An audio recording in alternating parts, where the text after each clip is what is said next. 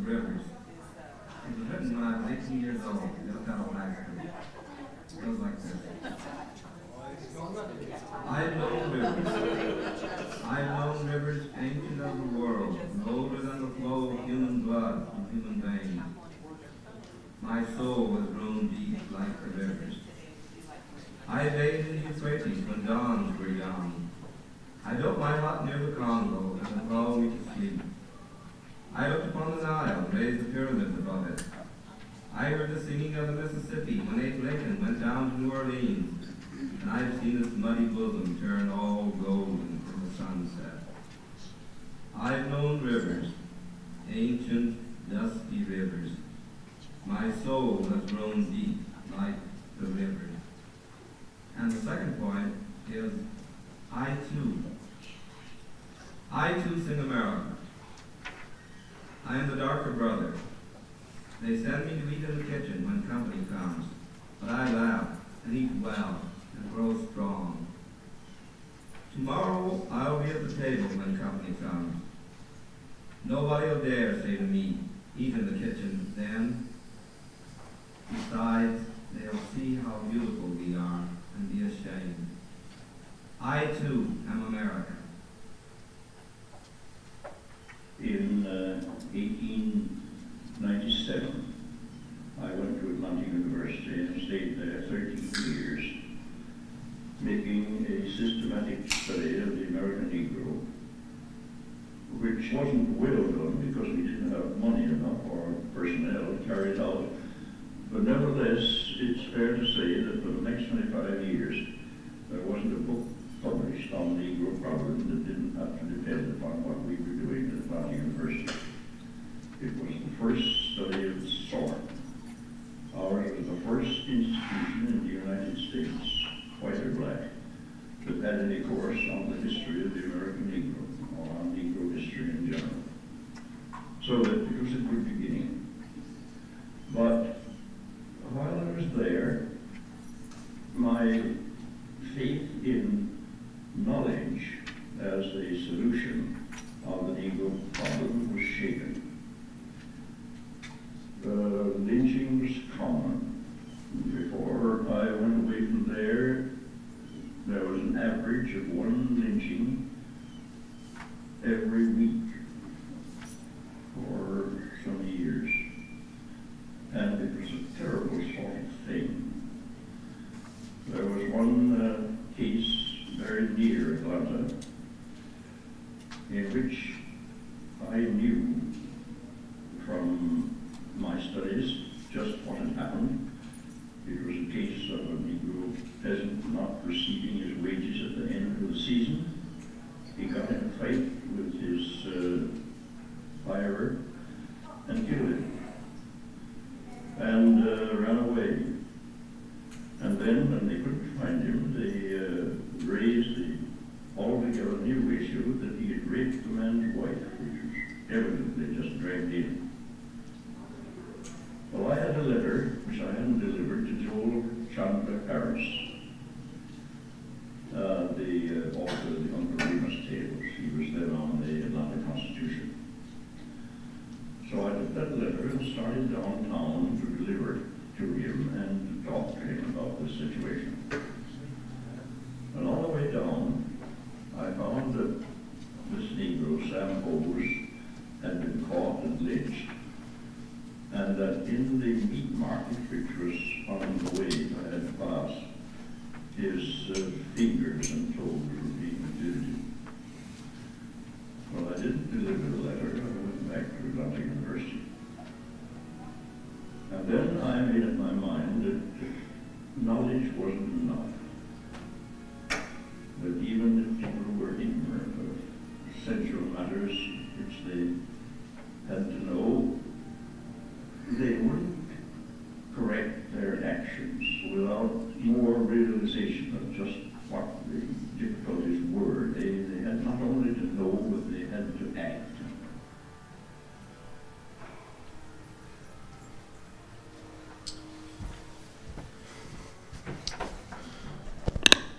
Good morning to you all and welcome. We are grateful to be gathered here today for this special combined Sunday school, the first of 5 during this month of July, where we are joining together both in person in the fellowship hall and also online as well. And we welcome you all today as we come together to think on justice. This work is inspired by our ACT Council. And today we will hear a presentation from our 2 co-chairs of the ACT Council, Mattie Compton and David Grebell. We are so very grateful to have them with us, and we welcome all of your insights and say thank you for the hard work that you have done already, and especially now as we move forward into further and deeper action. I wish also to thank a couple of groups in addition to David and to Mattie. One of those is Brent Wilson primarily, who has put in the technology to make this class possible for these next several weeks and beyond, and so we're so grateful for that. And then in addition to that, we also thank the education work group from the ACT Council as well. They are thinking about how it is that we put together the intent and scope of our ACT work into the veins and nervous system of our congregation. For those who may not know, ACT is an acronym for Acknowledge, Confess, and Transform, and it is really the work of our intentional process of devoting ourselves to the work of social justice and particularly racial justice as we move forward as a congregation. We just heard a moment ago from words from W.E.B. Du Bois, who said, knowledge is not enough. We know that we have a lot of knowledge, especially here at Broadway. We are a well-read group, but it is vitally important that we add unto our knowledge also action, and it indeed is time for us to act.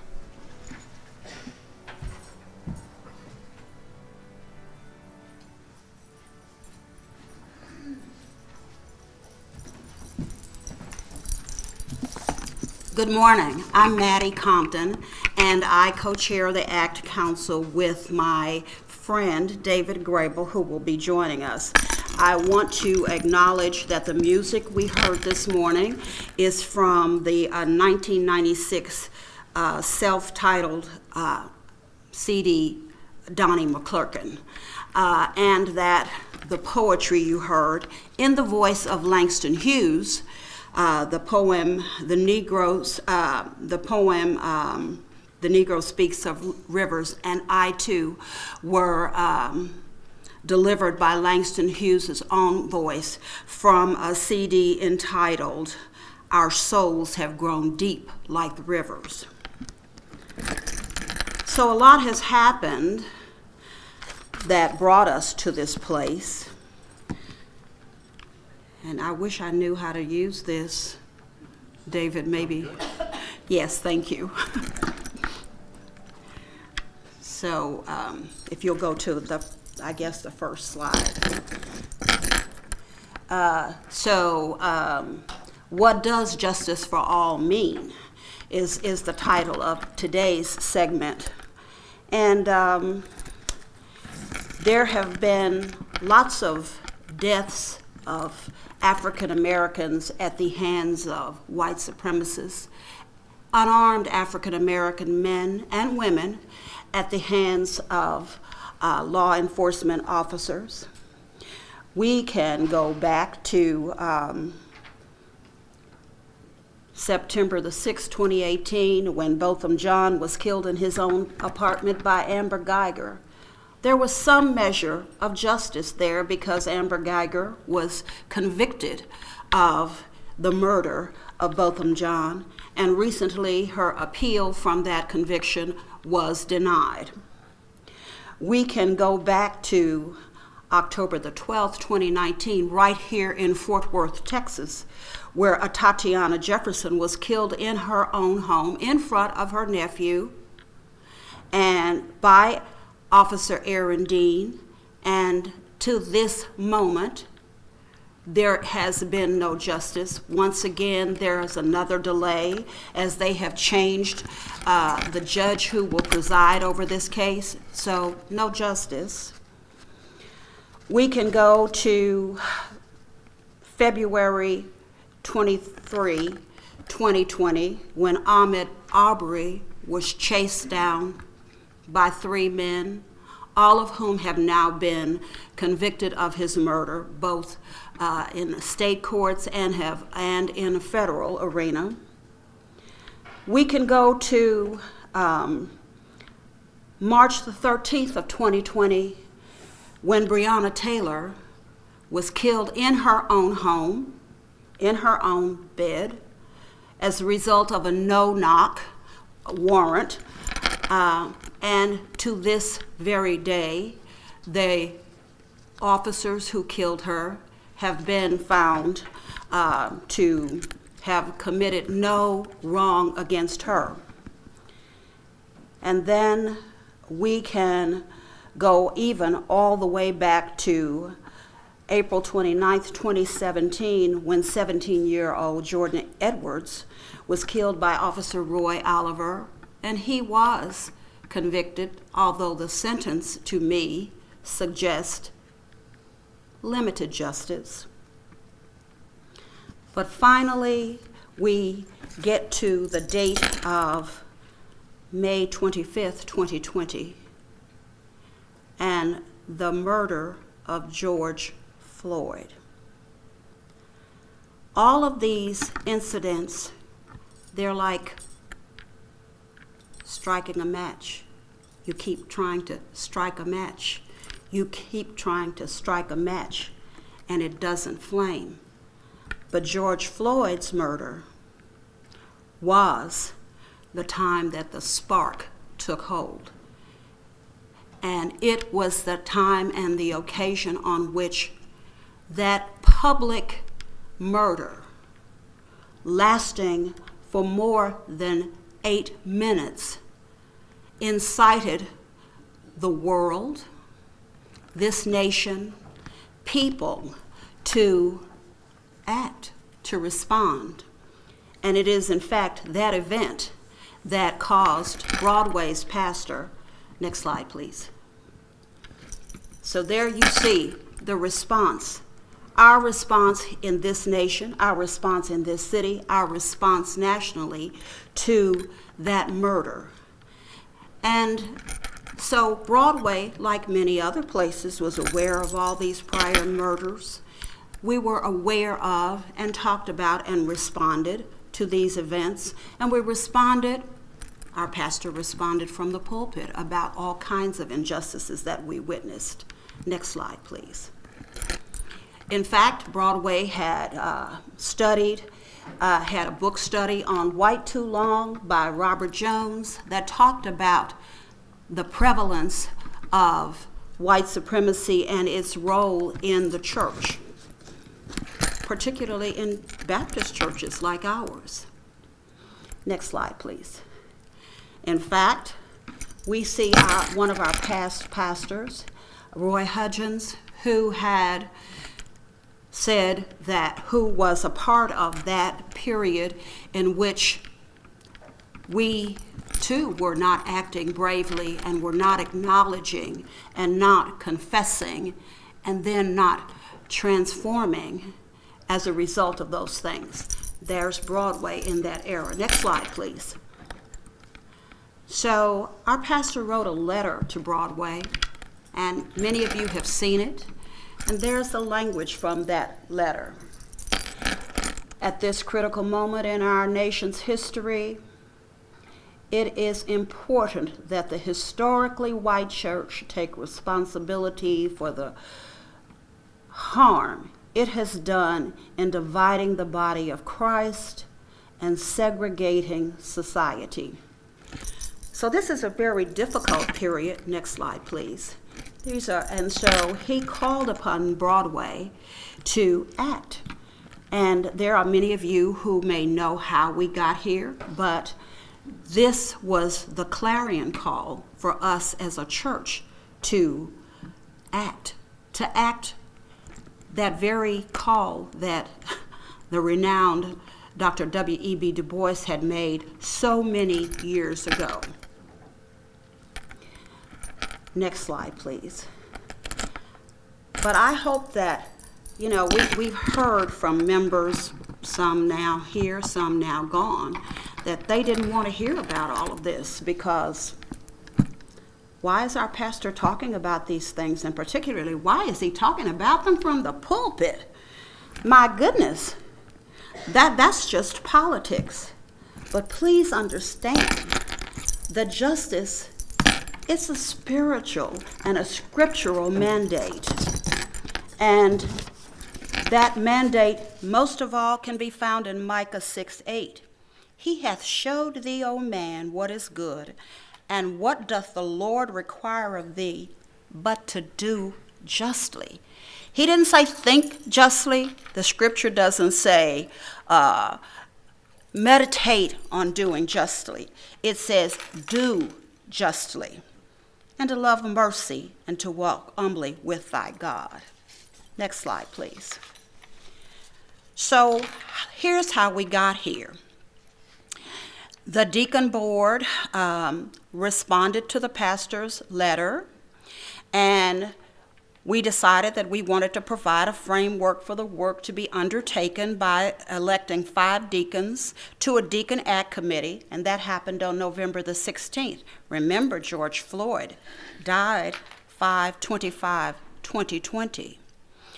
So we promptly responded by establishing a Deacon Act Committee, and then they returned with a proposal to form an Act Council, a structure just a little different than Broadway's typical committee structure. These were going to be people who would serve for 3 years, and that they would respond and act to deliver 7 proposed outcomes. After the deacon board approved this proposal was submitted to the congregation of Broadway Baptist Church, because as Baptists, that's how we operate. We've got to be all in. And the members at Broadway approved this, and with the expeditious work of the Committee on the Committees, the Act Council was established with 20 members, chaired by myself and David Grebell. The urgency and the pervasiveness of injustices plaguing our country caused this rapid response by Broadway, and we have continued to be a rapid response team. David is now going to share with you the 7 outcomes to be achieved by the council. Next slide, please.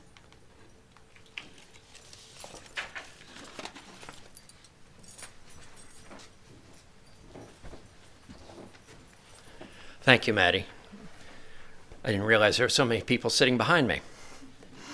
Let's take a look at these a moment. You've seen these if you were part of the conversations and the dialogue back in December, January of 2020, 2021, but it's helpful to be reminded of what we are called to do, both as an Act Council and also as a church.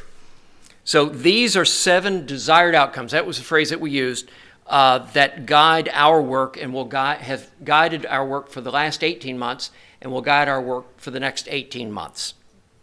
First outcome calls for reconciliation and justice to become significant parts of Broadway's revised and expanded mission statement. This work, in addition to the work of the Educational Program Work Group, led to the survey that thank you all for participating in last fall. And I'll talk more about that in a minute. The second outcome was a specific direction that the council lead Broadway to create a standing justice committee. Now the council, we only exist for 3 years. Well, the council only exists for 3 years. Mattie and I will keep going. But in any case, we needed, as a church, an ongoing place for advocacy and action for justice, both in our church and also in our community. And so one of our first actions was to recommend to Broadway that you form this committee, which you approved. The committee was formed. It has been active for close to a year and a half. Catherine Godby, wave your hand, please, Catherine, is chair of that committee currently, and you have probably already heard from them asking you for your support on a number of issues. If you have not, I assure you, you are going to, because they are working in our community now in order to make this a better, more just place. The third outcome, recognize that we don't know our own history of racism at Broadway. The history work group of the ACT Council is engaging in that work of learning and teaching that history to us and making recommendations for reparations for harm that we've done in the past. And so that work group has been interviewing, doing oral interviews, oral histories, writing those things. It is phenomenal what we have already learned. We will be sharing more of that with you. You will be hearing some recommendations related to that here fairly soon. And we're very excited about that work. Can you all read those? I can't read them from up here. Okay, good. You're just going to trust me when I tell you these things, right? Good, good. Next slide. This is the next slide. All right, in addition to understanding our past, the fourth outcome charges the council with conducting an audit of the church and its programs to identify where diversity and inclusion are deficient, where change should be made. You know, that sounds sort of dull, but it's really not. We're seeing these reports coming back, and this is not something where a select group of a handful of people are doing this. They are inviting leadership, volunteer leadership in different programs, in youth and children's programming, in worship, in administration, to provide their own feedback as well. And our hope is that that work will be completed by the end of this year, and then we'll start rolling some recommendations out to the congregation next year based on what they've learned. But this is really, again, incredible work. Some of this we look at and we feel really good about. Some of it we look at and we realize that there are areas where we need to repent and areas where we need to work further.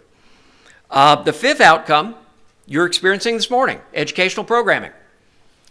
This work group has been tasked with doing things like this, like we're doing this morning and what we're doing for the next 4 Sundays after this, but also has been tasked with recommending additional educational programming and providing some insight and guidance to educational programming overall at Broadway in order to ensure, again, that we become more increasingly aware of our history, of the existence of systemic racism, of the existence of areas of justice where we can do a better work, a better job. And so that work is ongoing, and it will hopefully embed itself in our educational programming at Broadway for years to come. The sixth outcome is frankly the most challenging. It's the one where we're struggling the most to get our hands on. And so we're hoping that as we develop more of this information, we'll see more clearly the directions that we can take. But that outcome states this simply: to identify and act upon ways for Broadway Baptist Church to become more racially diverse. Now I look around the room here and yeah, okay, it's not all white, but it's pretty white. Now, I'm not ashamed of that, but on the other hand, we can do better. I look at our youth and children's areas. That's what we want Broadway to look like. When you watch the chapel choir sing, when you watch the children come up for the children's message in worship on Sunday mornings, if you happen to go back into the children's areas, that's the Broadway we can become and are becoming. But there's a lot more for us to do. The final outcome is near and dear to the hearts of all administrative nerds in this church. It's bylaws. Mattie's laughing because she loves bylaws. The council has charged the congregation has charged the ACT Council to recommend amendments to Broadway's bylaws to, quote, explicitly welcome, affirm, and include all members within the body of Christ, particularly those within the LGBTQ community, people of color, and those from other ecumenical traditions.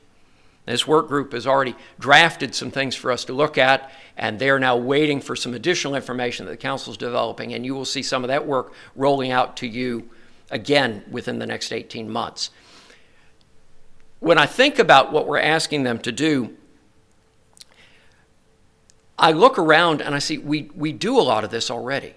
But it is critically important that we embed it in our policies, in our bylaws, in all of the ways that we choose to live our life together as a faith community, so that the world can look at it and know what Broadway's about. Not just in what they might see here, but also in what they might read here, and know that we will stand by that. So as dry as bylaws sound, they are critical.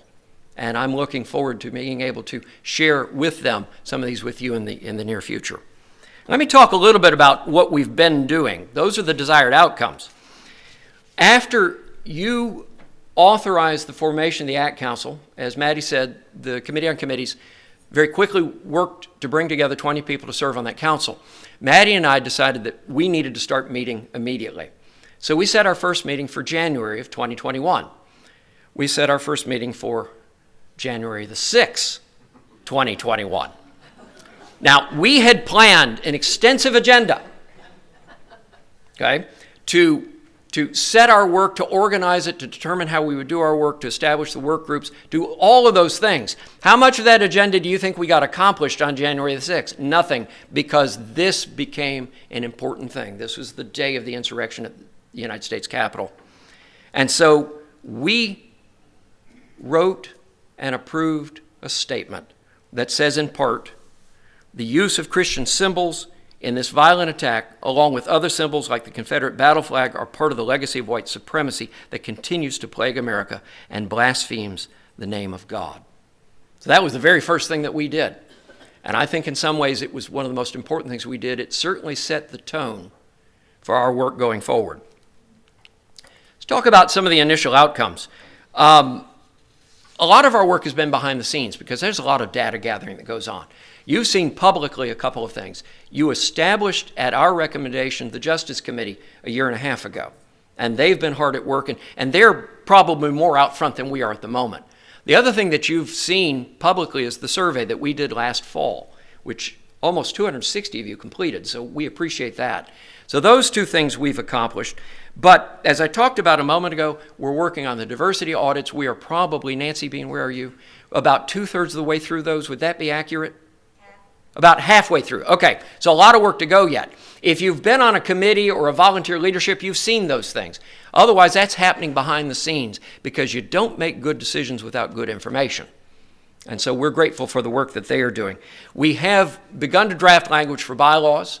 We're not prepared to act on any of that yet, but it was important that we start to establish some of that. We have the oral history interviews going on in process, both in church and community. Kristen, do you have how many interviews have we done? Do you know off the top of your head? I really don't. See, I don't prepare anybody. I just put them on the spot. A bunch. A lot. A bunch. More than maybe, I don't know, 15, not 20, not sure. Okay. But fascinating stories. Alan, any idea on number? Okay, all right. Yeah, and as Kristen said, fascinating stories, important stories. One of those stories you're going to be hearing more about in the next few weeks. That's called a teaser, so you're going to have to keep coming back, right? But again, that work has been going on. The survey, we conducted the survey.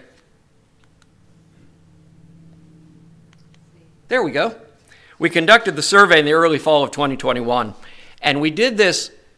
We couldn't have done this without the work of Cook Children's Hospital's evaluation team. They literally helped put it together. The ACT Council, working with the education work group and the mission statement work group, developed the questions, but they were there to provide their expertise to say, maybe you should ask it this way instead of that way, or maybe you've asked that question in a couple different ways, maybe once is enough. Maybe you want to ask about this instead of that, and here's the way we suggest you organize it. So although we did the content, they did the work. And we're grateful for the work that they did for us because that survey has provided us with a remarkable amount of data that we're still working our way through. One example of it is the mission statement work group is working through some specific questions to clearly understand congregational perceptions on questions of inclusion and representation.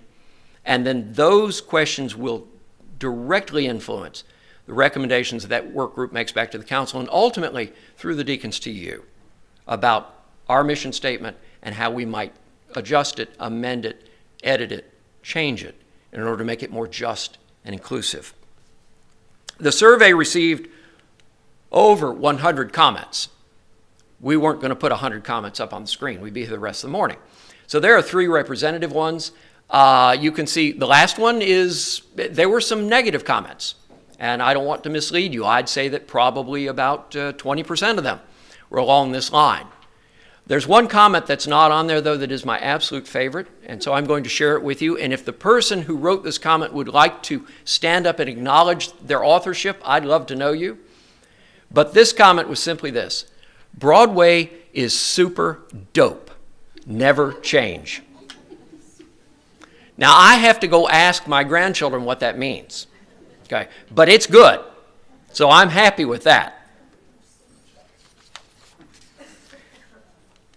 But we're not done. We're about halfway through our process here. And so there's quite a bit left to do there. You see these next steps. These are pretty straightforward. As Nancy said, we're about halfway through the diversity audit. So we are finishing that. We'll be bringing recommendations from that audit. We're finalizing and recommending a mission statement. We hope to have drafts of that ready by the end of the year that the council will be working with. You'll be seeing some of these. Are you getting the idea that 2023 is going to be fairly busy? And you're going to be hearing a lot in 2023. And we're going to be asking a lot of you. So just get ready for that. Finalize and recommend bylaw changes. Our favorite part. Nobody will want to miss that. Complete. Why do you laugh? It's bylaws. Complete our historical research with recommendations for reparations. There's a lot of storytelling that we're going to be doing. And that's part of our faith traditions, telling the stories of our faith, the stories of our experience, where we have done well, and frankly, where we have failed. And you're going to hear both of those. And then you're going to, out of those stories, hear recommendations about not just how we can do better, but how we can do repair for the injuries that we have committed in the past. We will continue to provide new educational programming, including recommendations for our standing educational programming, in order to make all of our work that much more inclusive and just. We are going to be identifying local partners, especially African American and LGBTQ faith groups, for broader citywide efforts. A lot of that's the Justice Committee. Again, they're already working with other groups in Fort Worth and in Tarrant County in order to expand this gospel mission of justice that we have throughout our area. So those are some of our next steps. That gives you sort of a preview of what to expect to see over the next 18 months. And like I said, a lot of it you're going to start seeing probably beginning spring of next year. We're going to be asking a lot of you then. First thing we're going to be asking you for is for you to approve, to comment, to pray about, and then to approve. And then the thing we'll be asking you for is to act. Because without action, all of this has been just a pleasant time with 20 friends. And this instead needs to be an activity that embeds this work of justice in our congregation. Personal word. I wanted to share for a moment why this work is important to me. And as I've struggled to think about that, I keep coming back to a passage in the New Testament, in the letters of John, where the writer says that God does not give us a spirit of fear, but a spirit of love. And as I've reflected upon the struggles that we have, both in our society, in our body politic, and also within our congregation at times, I've reflected on that passage. Several years ago, I gave a speech to Equality Texas, and I talked about this idea, and I think it's pertinent here today as well. So often, we are faced with what we know we should do, but we choose to do it in a spirit of fear, which ultimately narrows and excludes, creates barriers, polarizes. So many of the things that we experience now. It's a spirit that leads us to where we are societally. It's a spirit that at times has infected us as a congregation. Or we're invited to embrace the spirit of love. A spirit that is embracing, that is inclusive. A spirit that says, I want to do this work because I love others. And that's why I choose to do it. Now, here's the personal word. I've spent a major part of my life in the first one, where I was just afraid. I was afraid of offending God. I was afraid if I did something that included somebody else, God might get mad at me.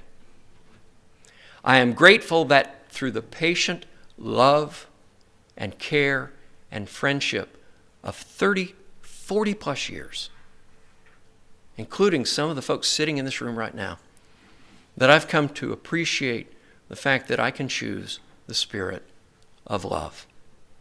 We do this ACT Council work not out of fear, not out of, dare I use the phrase, political correctness. We do it out of love. We do it because we love one another. We do it because we love God. We do it because we love our community. And so I am grateful to be part of this work. An old Baptist preacher always have to end with an invitation, so here it is. Choose love, not fear. In every choice we make, in every decision we make about this work, choose love, not fear. We have time, we have quite a bit of time yet. We want to open up the floor for questions, discussion, just kind of overall other questions about our work that we maybe didn't cover. So let me just do that. Mattie, you're going to come up here, and between the two of us, we're going to try and manage this. You going to take that? Make certain that, yeah, it's on. All right, so anyone who has, so you want to know what you can do, well, you can stop. You can look around you in this space. You can listen to some people who say things that you maybe don't agree with. You can speak up when you see something that's wrong. When you're in a space and something doesn't look right, or you hear something and it doesn't seem right, I always think about that movie, A Time to Kill, when at the end of the oral argument, Matthew McConaughey tells people, imagine that little girl was white. Well, I want you to look around and listen and imagine if that other person was black, or if they were Hispanic, or if they were Asian, and what you might want to do that would change how we are behaving. So, comments, questions, I'm going to bring, okay. We are so glad to have you here. I'm so glad to be here. I just wanted to say that I've been off and on, Sunday school mostly. I love it because I've learned a lot. The teachings are good and they're explained. Wonderful. I just thank you for welcoming me back with such love. I've never felt so much love here. And I just want to say thank you. And I met 2 or 3 people on my way here, and I told them I was going to pray for them. So just friends, foes, and those I don't know, we pray for them. Share your name, please. Thank you. My name is Danya Williams. Thank you, Danya. Thank you. Somebody else? Questions? Comments? Observations? Come on, this is not Broadway. You mean y'all have no opinions? With every person in the room, there must be at least 2 opinions. Would you identify yourself, please? My name is James McLaughlin. Just a comment about something in current events the last few days. I guess this counts under action. I don't know how well everybody's followed the news, but it has been announced that Emmett Till's family found an unserved warrant for the woman that made the charge against him. And they're trying to see now if they have the evidence to bring possibly murder charges against her, since the 2 men that were acquitted admitted that they all made it up back in the 90s. So technically she's still alive and she could be held responsible for that. So that's something that's going to be happening probably this fall. So we'll see if something comes out of that. So Thank you. Looking for hands? I don't know whether this is transferring very well to our virtual visitors, but I hope they can hear you. Kristen? Thank you, Mattie. You guys referred to, I think Mattie Compton talked about some people not being comfortable with the work. I'm trying to remember the words you used. So when you hear people who have been in our fellowship say that they're not comfortable or even let her out of the church, what are they articulating? I don't know if that's for you, Mattie, or Ryan, but I'm interested just because I'm interested, right? So I've heard people say that they don't believe that the pastor should be preaching politics from the pulpit, but I'll let Ryan respond to the kinds of things people may have said. Well, the truth is, most people don't say a thing to me. And, I think that's unfortunate because to me, that's not church. There are a lot of people who are not, I think, who do not own their discomfort. And that is a part of the problem, is that it's easier to leave and find a place of deeper comfort. I do think it's a two-way street, and we have an obligation, but many times people will not be as straightforward, forthcoming with me directly. But I also recognize, I recognize that the survey results told us that there's about 20% of the congregation who took the survey, and that's probably representative, who had a varying degree of discomfort. That was as per last November. We've had a number of people leave since then. And we've also had a number of people come. And in many ways, they're leaving and they are coming for the same reasons. I think one of the challenges that we are in is recognizing that it's important for us to realize that you can't do justice without engaging in the political.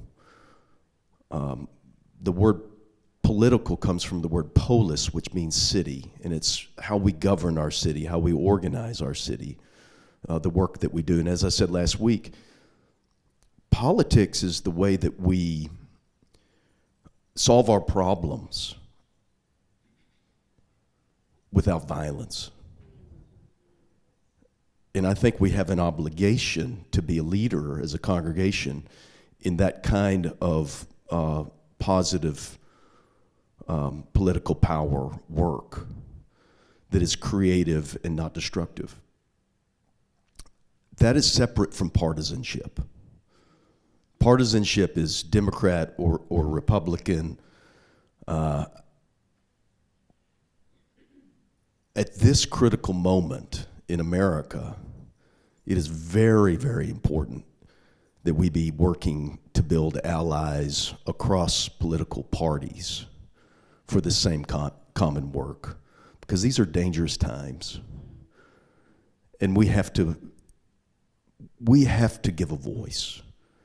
And I think people are looking for people who are a church that's willing to let its light shine. Some people aren't ready for that and are polarized by that.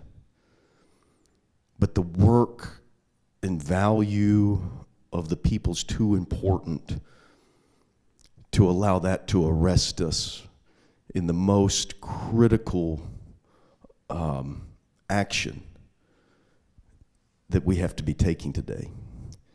So, for that 20%, some of you are still sticking around. I'm so glad you're here. I'm so glad you're here. I've been on a journey on a lot of this stuff, and I always say, I live in a fully integrated bedroom, still working on my race stuff. Didn't wake up as a little boy in West Texas and decide I wanted to be fully LGBTQ inclusive. That's not something that was swimming in the atmosphere there, or swimming in the water in Lubbock. But we've been on a journey. And I think the important thing is what's changed my mind and my heart and put me to action on so much of this, is people. The people I've grown to love and accept, marry, and get bound up with. And to me, our solidarity with one another is more important than everyone agreeing with me on everything. So, and I will paraphrase James Baldwin, renowned author and civil rights activist, who says, you can't solve everything, but you have to face things in order to solve them. And so that's what we're doing, and that's why it's uncomfortable. I want to do a follow-up comment first before you do that. Yeah, I'll get in just a second. I want to make one other comment here, asking about people leaving and all. I think some of the issue for us is a theological question as well. We were raised, those of us raised Baptist or Southern Baptist, with the idea that all of our faith is about getting into the kingdom of heaven, and that's out there somewhere. And so it was very focused on us as individuals and then our behavior as individuals. But what I've come to realize is that when Jesus talks about the kingdom of heaven, it's far broader than that. Jesus is talking about the kingdom of heaven being here within us now. I mean, that is in the Gospels. And that opens me up to realizing that the gospel is about far more than that individualistic approach. Those of us who are still stuck in that other think that this kind of conversation has no place in church. But when you look at what Jesus said about the kingdom of heaven, you realize that this conversation is right at the heart of what Jesus has talked about throughout the Gospels. So that's my theological input. You had a question. Let me bring the mic to you. Wait, you have a question right here. Where? Okay, Karen. So I wasn't raised Baptist, but I am one of the 20%. And so I really hope that as we meet together and we talk about these things, that we seek out the 20%. The 80% apparently have it. So let's be inclusive of the 20%, and let's try to understand what is the discomfort, right? And it may not be because they were raised Baptist. It may be something completely different. And it may be that it's just about learning to love each other through our differences.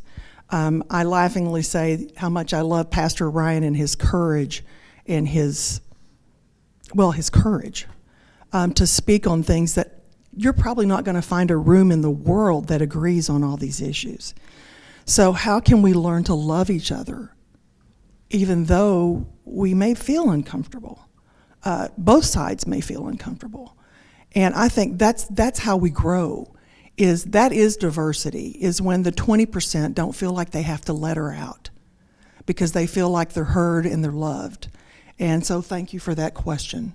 I really do appreciate it.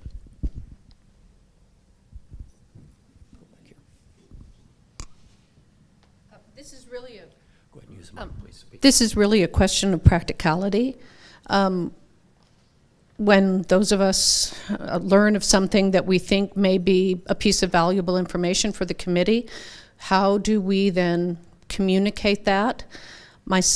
I do have one other question, and that is, how will this congregation work to learn from the deep experience of other groups? We know that the African American Church has been organizing for decades, and can't we learn from them, as well as LGBTQ plus faith groups who will also have things to teach us and to draw from their well of knowledge of how they do the work they do that can help us inform and understand how to act. Great questions, thank you. I'm going to let you respond to that. We have an email address, don't we? Yes, if you will go to ACT@Broadway BC, you can communicate with the ACT Council, and that is one of the things that we really, really hope that you will do. Maybe you're sitting here now and you're thinking about things, and maybe as you go throughout the day, you'll think about it some more and thoughts will come to you. We really do want your recommendations. We want our response to be Broadway's response. David, you might add also there's a Facebook page for the Justice Committee. Okay. As I'm taking the mic back to the question, Ryan reminded me to tell you that there is also a Facebook page for the Justice Committee, so that's a place to plug in and learn about what they're doing and some of the things that they're learning as well. Jimmy, go ahead. Just going to make a comment real quick. This might be something that the ACT Council and the church would like to get involved in. The Juneteenth, National Juneteenth Museum has been finalized. It's going to be built at Evans and Rosedale. And it's the groundbreaking is supposed to be soon, and they're supposed to finish it in 2024, which will likely bring the president and a lot of people in for that. And it's supposed to be free of charge, so they're looking for donations. So I would think that would be something possibly the church might want to get involved in, either helping give donations or even sponsoring some kind of event for that, because it's going to bring a lot of people in for that. And it'll be right around the time of the next election, too. So it's going to be fairly large when it happens. So just an idea. Thank you. Yeah. I think I'm going to stand up. I think it's important through this process for us to be patient with each other and give each other permission. If we don't feel led to go to the march every time, it's okay. Give yourself permission to participate as you can where you are in this journey. And I think it's important also, at some point, maybe we can create a way to find out what are the reasons people have chosen to leave our community. I think that's important to know. And maybe it would be important just to say, why? We care enough to ask you why you're leaving, what is important to you that we're not doing, or what have we missed. And the other thing, thank you so much for saying, this is about love, bottom line. It's about justice, but where does the justice come from? And I think it's important. And when you said that this morning, all of a sudden a light went off. I don't know why it just now went off, but anyway. It is about love, this justice and racial equality and LGBTQ equality. So thank you so much for that. I really appreciate that. Thank you. The chair of our Justice Committee, Catherine Godby, has asked me to let you know that you also can communicate with the Justice Committee at justicecommittee@BroadwayBC. Please make sure that you add that. Not only can you go to their Facebook page, but you can also communicate with them at justicecommittee@BroadwayBC.org. Alan Bean.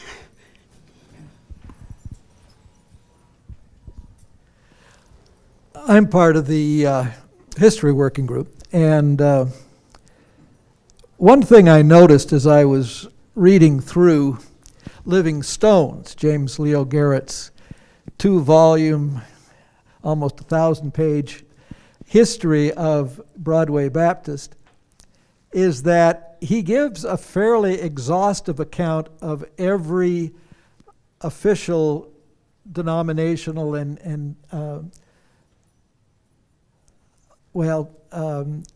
every meeting that Broadway people were at. And he always says what were sort of the main takeaways from the meeting. During the civil rights era, the two moral concerns that always surfaced at these meetings were alcohol and pari-mutuel betting. Now, I'm not saying those aren't valid moral issues. I know some of the people who were involved in the pari-mutuel betting fight, and they were very sincere. And so that's not my concern. My concern is that the civil rights movement was largely ignored, as if it did not exist, as if it wasn't an issue that we had to deal with. And that is the alternative to doing what we're doing, as far as I'm concerned, is silence. And that kind of silence is crippling. It's morally and spiritually crippling. And so that's why, from my own personal perspective, I am really heartened by the direction the church has taken. And I understand the concerns. Given where we've been, it would be surprised if we didn't have a hard time making this transition. But that's sort of where I'm at right now. Julie Griffin. We're losing our choir members. So Okay, hello. Can you hear me? I kind of I fear us getting polarized in framing our congregation is 80% and 20%. I feel, I especially also appreciate David's reminding us that this is about love. That helps me a lot and guides me somewhat. My question is, how do we stay rooted in God and the Spirit? Because I have a fear of, in engaging in the public square, which I feel I support, but as a church, I just have questions about where the line happens. I mean, how do we make sure that, you know, in our zeal, we don't become another, just another progressive nonprofit? I mean, we are a church, and, you know, what does that look like to be a church for justice in the public square? And I don't know what it looks like. But I don't want to become the flip side of our fundamentalist brothers and sisters who have lost all legitimacy, in my view, as church. So there's a fuzziness for me of that line, and I'm for justice and love and growing, and I want to see myself as growing into that place. And yet there's something inside that makes me feel not so much fear as unclear, I guess. That is a great question. I think it is a fundamental question. One of the comments that we received in the survey was that the commenter was concerned that we might ultimately become a PAC with a big organ, which I think you've touched on that. I know Catherine Godby. For those of you who don't know, there is a little nepotism going on here because we are married. But Catherine talks regularly in our conversations about the importance of doing the inner work as part of doing this type of work. And the Sunday school class that Catherine and so many of you who are here are part of focuses on that journey in, journey out. And I think that, Julie, what I personally want to do is to take that question back and talk more with the ACT Council about it. We try to do some formation work within the council, but I think you are absolutely correct that that inner work continues to be critical to being able to do this outer work and doing it led by the Spirit of love. So thank you so much. Great question, great corrective in that.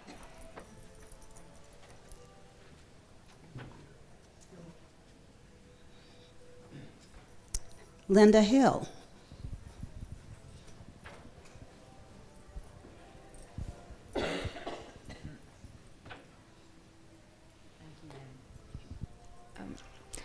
One of my concerns, and it may be because of my Twitter feed, but I'm concerned about the secular world and how they view the church.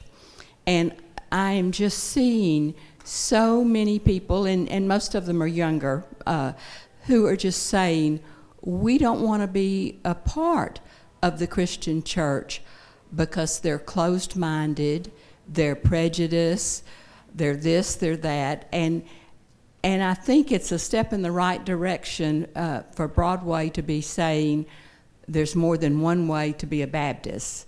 And I find myself using that.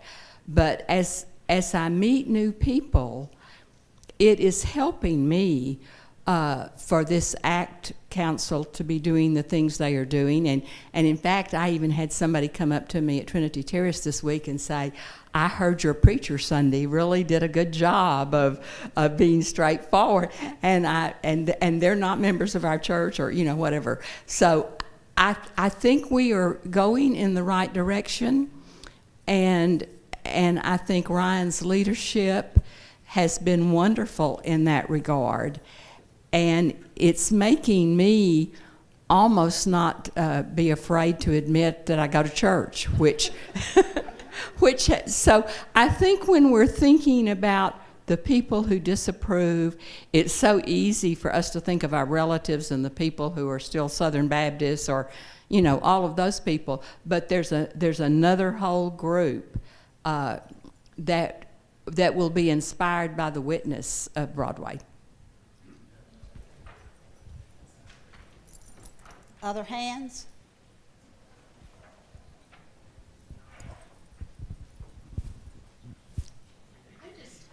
I'm curious if there are other churches that we're aligned with that are maybe doing this same kind of work around justice and the ACT Council. I know we have other partner churches we have similarities with and kind of feel akin to. I just wonder if they're involved in this in a similar process, and if we're working. I feel like I wonder if we have partners in this. Okay. Audit work group's going to respond. Wonderful question. As a matter of fact, we brought this process to the SBC this week, and churches were very interested. CBF, what? Yeah, CBF.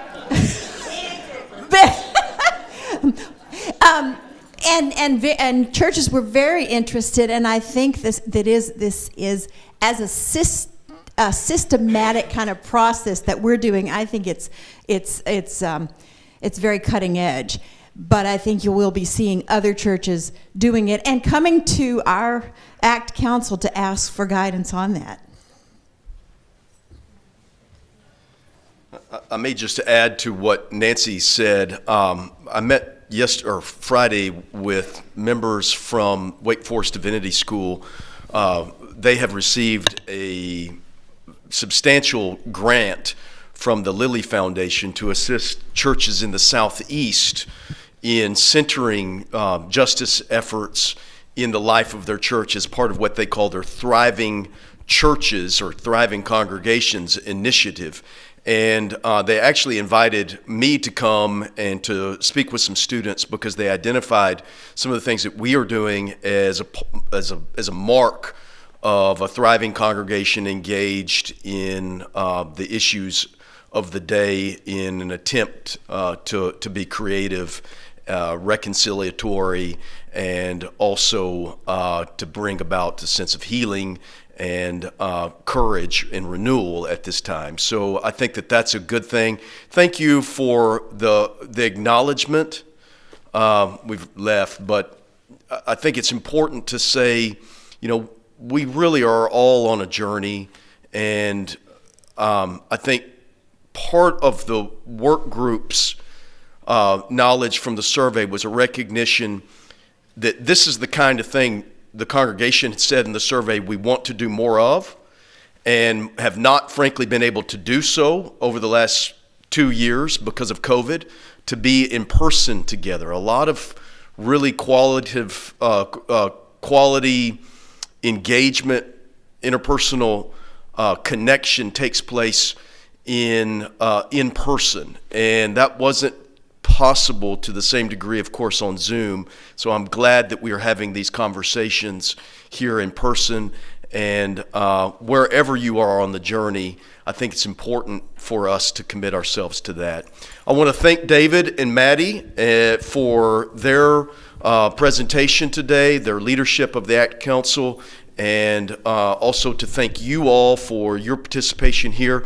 Next Sunday, Dr. Dan Stiver will be leading a presentation on the biblical mandate for justice work, and I think those of us who know Dan know what a tremendous teacher he is, and we are sure that insights will be very wonderful. So looking forward to next Sunday along with the following Sundays as well. One additional thing I might add is that on next Sunday is also Justice Sunday in worship.